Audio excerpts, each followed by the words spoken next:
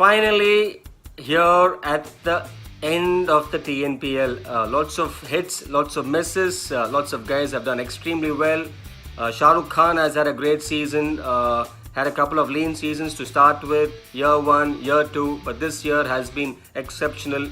KB Arun Karthik again has been in brilliant form. 550s, even the game against like a Kovic Kings in the qualifier 2, stepping it up, and someone who's really been a big part of the Madurai side from year 1. Hasn't had a win in the first 2 years, but then the turnaround and picking up the young side, picking up a good side this year, and they find themselves in the finals this year. Very good journey for them. K. Vignesh has been someone whom I've been pretty impressed with. Bold with a lot of heart, bold with a lot of pace.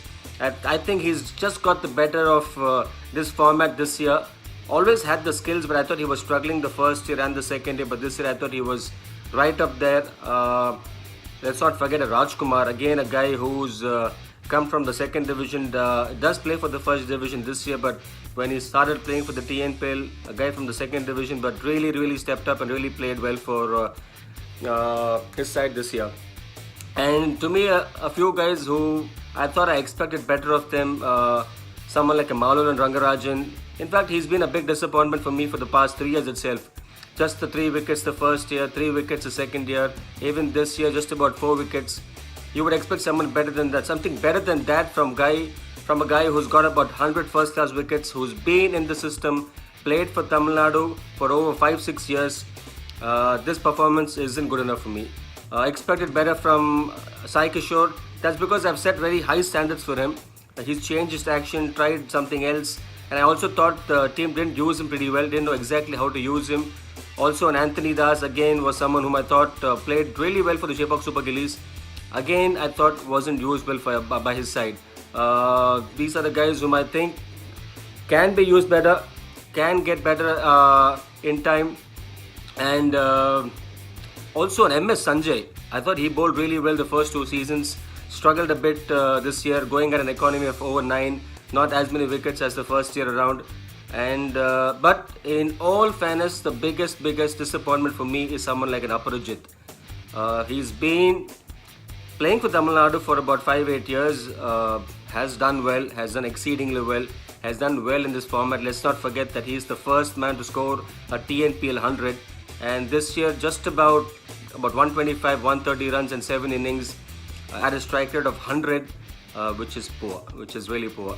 And I say poor because I have high regards for him. I think that he's a better player than that.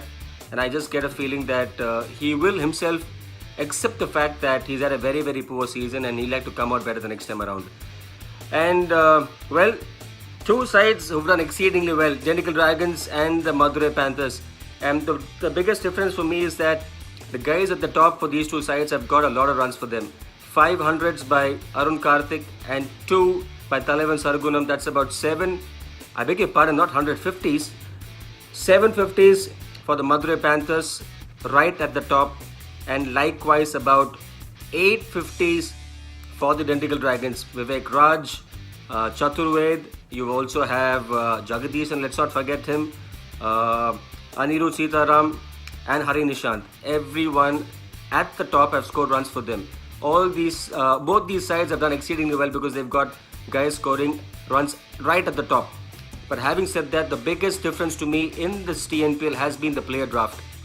Dindigul Dragons retaining Jagadishan and Ashwin, their cap player, and also with the Madurai Panthers retained Shijit Chandran and KB Arun Karthik, again a cap player.